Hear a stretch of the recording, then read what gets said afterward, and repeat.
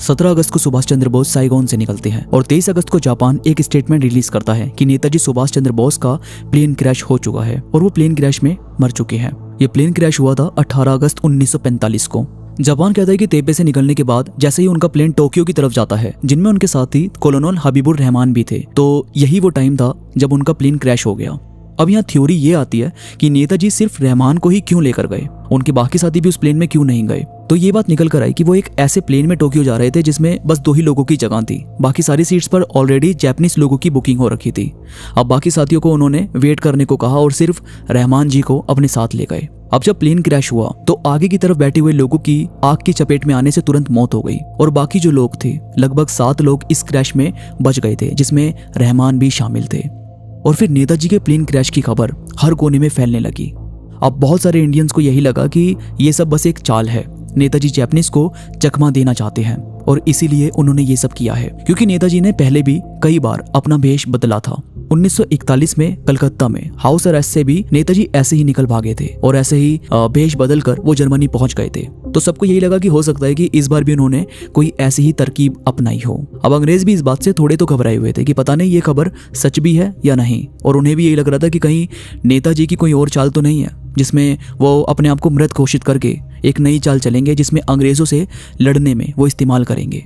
और फिर 30 अगस्त 1945 को अंग्रेजों ने जापान से रिक्वेस्ट की कि हम नेताजी की डेथ पर कुछ इंक्वायरी करना चाहते हैं। इसके 3 हफ्ते के बाद जापानीज ने फिर से एक रिपोर्ट रिलीज की जिसके हिसाब से 18 अगस्त के प्लेन क्रैश में नेताजी की मृत्यु हो गई थी।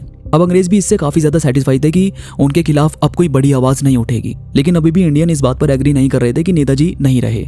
और यहाँ जो नेताजी के साथी थे वो कहते थे कि जब हमने उनकी बॉडी नहीं देखी तो फिर हम कैसे मान ले कि ऐसा कुछ हुआ है। और जापानीज ने भी कोई भी फोटोज वगैरह किसी भी चीज में रिलीज नहीं की थी, तो सबको यही लग रहा था कि बॉस अभी जिंदा है। अब इन सब की वजह से कई सारी डिबेट होने लगी, बहुत सारी अलग अलग थ्योरी बनने लगी। अब नेताजी के प्लेन क्रैश के करीब 1 साल के बाद एक इंडियन जर्नलिस्ट फ्री प्रेस के लिए रिपोर्ट करने के लिए ताइवान जाते हैं। अब वैसे वो नेताजी से रिलेटेड किसी भी जानकारी को वहां पर लेने नहीं गए थे, बल्कि वो बस अपने ही किसी काम के सिलसिले में वहां पर गए थे। तो वो अपने दोस्त के पास थे, तो वहां ना एक टूटी हुई खिड़की थी, तो उन्होंने उस खिड़की से बाहर की तरफ देखा तो सामने एक बिल्डिंग थी और बिल्डिंग पर लिखा था कैपिटल थिएटर। हरीश शाह के दोस्तों ने बताया कि करीब 2-3 साल पहले बहुत सारे इंडियन यहाँ पर आए थे क्योंकि यहाँ सुभाष चंद्र बोस रुके हुए थे। तो उनके दोस्त बोले कि तुम्हें वैसे ताइवान जाना चाहिए क्योंकि वहां हो सकता है कि तुम्हें बॉस से रिलेटेड कुछ जानकारी मिल जाए। तो हरीन को लगा कि वैसे ये एक मौका है, मुझे जाना तो चाहिए, कुछ जानकारी मिल सकती है। तो वो ना सीधा ताइवान जाते हैं और वहाँ 1 वीक लगाकर उन्होंने काफ़ी सारी इन्वेस्टिगेशन की। उन्होंने सबका इंटरव्यू लिया और यहाँ तक कि उस नर्स का भी जो वहाँ उस वक्त मौजूद थी जब प्लेन क्रैश के दौरान नेताजी को लाया गया था। अब ये सब जानकारी उन्होंने एक किताब में लिखी। पर यार ये सब करने के बाद भी इंडियन किसी भी चीज़ पर बिलीव ही नहीं करते थे कि नेताजी नहीं रहे, क्योंकि ज़्यादातर लोगों ने इस किताब को पढ़ा ही नहीं और फिर ये मिस्ट्री एक मिस्ट्री बनी रही। फिर 1950 में कुछ और नई थ्योरी भी सामने आने लगी, जिसमें एक ये थी कि नेताजी बंगाल में एक साधु के रूप में रहते हैं। बहुत सारी जनता ने इस बात को प्रमोट किया, बहुत सारे न्यूज़पेपर ने ये सब कुछ छापा। यहाँ तक कि ये बात भी निकल कर आई कि 1948 में नेताजी इंडिया आए थे और उन्होंने महात्मा गांधी के अंतिम संस्कार को भी अटेंड किया था। और जब ये अफवाहें हद से ज़्यादा बढ़ने लगी तो 1956 में भारत सरकार ने कहा कि अब एक ऑफिशियल इन्वेस्टिगेशन होनी ही चाहिए। और फिर आते हैं शाह नवाज खान, जो आज़ाद हिंद फौज में फॉर्मर मेजर जनरल थे। इन्हीं को जिम्मेदारी दी जाती है नेताजी की हर एक जानकारी निकालने के लिए। अब इन्हें जिम्मेदारी इसलिए दी गई क्योंकि एक तो आज़ाद हिंद फौज में काफ़ी टाइम से थे और फिर नवाज नेताजी को बहुत अच्छे से जानते थे और इंडियन इनको काफ़ी ज़्यादा मानते भी थे, तो इसीलिए इन्हीं को जिम्मेदारी सौंपी गई। और फिर इन्होंने जो टीम बनाई या जो कमेटी थी उसमें नेताजी के बड़े भाई भी थे, सुरेश चंद्र बोस, और इंडियन सिविल सर्विस के SN मैत्री भी थे। इस इन्वेस्टिगेशन को चलाया गया और इसके रिजल्ट एक काफ़ी भारी सी किताब में लाए गए। ये जो कमेटी थी इन्होंने 67 लोगों को इन्वेस्टिगेट किया था और साथ ही उन 5 नज़दीकी लोगों को भी इन्वेस्टिगेट किया गया जो नेताजी के साथ बैंकॉक से साइगोन की फ्लाइट में गए थे। यहाँ तक कि हबीबुर रहमान को भी इन्वेस्टिगेट किया गया था। अब हबीबुर रहमान जी ने क्या बोला, चलो वो जानते हैं। उन्होंने कहा कि जापान में जो भी इन्वेस्टिगेट किया गया था वो सब सही था। और इसके अलावा उन्होंने बोला कि नेताजी को जापानीज ने ही बोला था कि उनके साथ जो साथी साइगोन में है उन्हें वो खुद ही टोक्यो लेकर आ जाएंगे। लेकिन जब टोक्यो जाने वाला प्लेन आया था तो उसमें ऑलरेडी जापान के कुछ सोल्जर्स मौजूद थे, जिस पर जापानीज ने बोला कि अभी उन्हें कोई बाकी प्लेन उड़ाने की अनुमति नहीं है, इसीलिए सिर्फ एक ही प्लेन है, तो अभी सिर्फ बॉस उनके साथ चलने। पर बॉस ने कहा कि मैं अपने साथियों के बिना कैसे जाऊंगा। तब फिर बाकी साथियों ने कहा कि आप अभी टोक्यो के लिए निकल जाइए, हम बाद में आ जाएंगे। इसके बाद नेताजी ने जापानीज से कहा कि मुझे बस एक साथी ले जाने दीजिए, और तब हबीबुर रहमान जी को वो साथ लेकर गए। नेताजी और हबीबुर रहमान 2 सूटकेस लेकर प्लेन में चढ़ते हैं। अब साइगोन से पहले ये प्लेन गया दानांग और यहाँ एक रात रुका, यानी 17 अगस्त को प्लेन यहाँ पर रुकता है। अब जो गन्स वगैरह प्लेन से अटैच थी, जो मतलब सेफ्टी के लिए लगाई गई थी, तो पायलट ने वो जरा हटा दी ताकि प्लेन को थोड़ा सा हल्का किया जा सके। अगले दिन दोपहर में प्लेन जाता है ते पे, जहां से प्लेन में पेट्रोल डाला जाता है और फिर प्लेन दोबारा उड़ने के लिए तैयार होता है। अब प्लेन जब यहाँ से उड़ा तो कुछ मिनट बाद ही प्लेन में एक धमाका हुआ और फिर प्लेन वहां से क्रैश हो गया। अब नेताजी जब प्लेन में बैठे थे तो वो पेट्रोल टैंक के पास बैठे थे, तो जब प्लेन क्रैश हुआ तो उनकी पूरी बॉडी को आग ने पकड़ लिया था। बहुत मुश्किल से रहमान ने नेताजी के कपड़े उतारे और उन्हें जमीन पर लेटाया। कुछ देर बाद उन सभी को हॉस्पिटल लाया गया।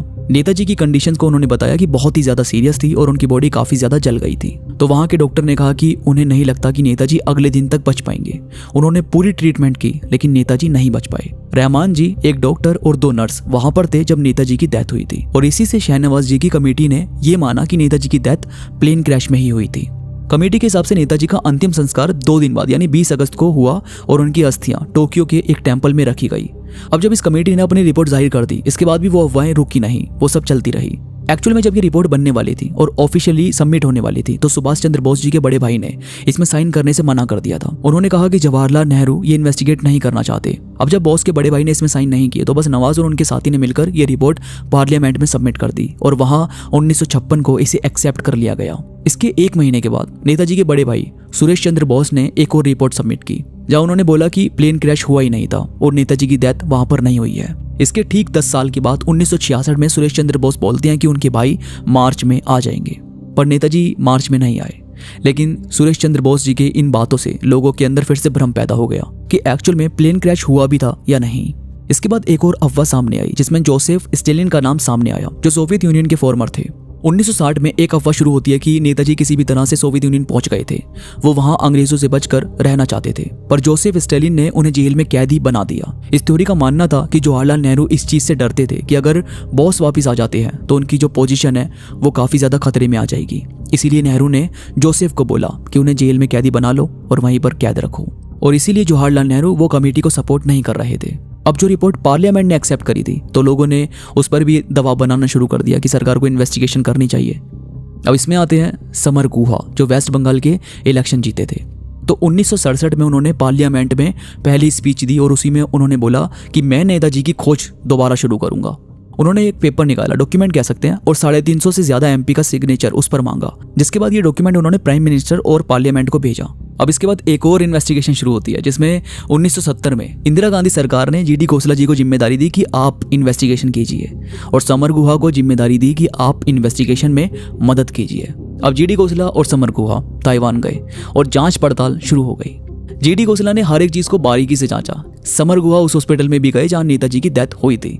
ये इन्वेस्टिगेशन बहुत लंबी चली और 4 साल में जीडी खोसला ने 200 से ज्यादा लोगों का इंटरव्यू लिया, उनसे पूछताछ की। ताइवान के अलावा भी वो बहुत सारी अलग अलग कंट्री में गए थे।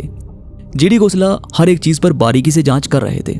अब जब ये सब हो रहा था तो जीडी ने बहुत अलग अलग थ्योरी को सुना, जिसमें एक ये थी कि अमेरिका के हिस्टोरियन लियोनार्ड गॉर्डन ने लिखा कि सेंट्रल बैंक के एक शख्स को नेताजी डायरेक्ट मैसेज करते हैं, और एक इंसान ने यह बताया कि 24 दिसंबर 1956 को उन्होंने नेताजी को मॉस्को के क्रेमलिन में जाकर देखा था। यहाँ तक कि दूसरे लोगों ने फोटो भी दिखाई कि जिसमें नेताजी एक मंगोलियन ट्रेड डेलीगेशन के साथ चाइना जा रहे हैं। लेकिन इतना सब करने के बाद भी जीडी खोसला का निर्णय वही था जो पहले सबका रहा कि नेताजी की डेथ एक प्लेन क्रैश में ही हुई थी। इसके बाद लगती है इमरजेंसी। समर गुहा, जिन्होंने पार्लियामेंट में वादा किया था कि वो नेताजी के बारे में हर एक जानकारी को खोज कर निकालेंगे, उन्हें इमरजेंसी के दौरान इंदिरा गांधी ने अरेस्ट कर लिया और फिर उन्होंने वहां पर जेल में रहकर एक किताब लिखी जिसमें उन्होंने सेम वही बात बोली जो सुरेश चंद्र बोस जी ने भी बोली थी कि जीडी ने उतनी मेहनत की ही नहीं इन्वेस्टिगेशन करने में। और फिर कुछ टाइम के बाद एक और थ्योरी आई कि नेताजी साधु के रूप में यूपी में रहते हैं। अब वाजपेयी सरकार जब आई तो उन्होंने फिर से एक कमेटी बनाई और इसे हैंडल कर रहे थे मुखर्जी कमीशन, और मुखर्जी कमीशन ने कहा कि नेताजी की डेथ प्लेन क्रैश में नहीं हुई है। मनोज मुखर्जी को वाजपेयी सरकार की तरफ से जिम्मेदारी दी गई कि आप इस बार इन्वेस्टिगेशन करेंगे।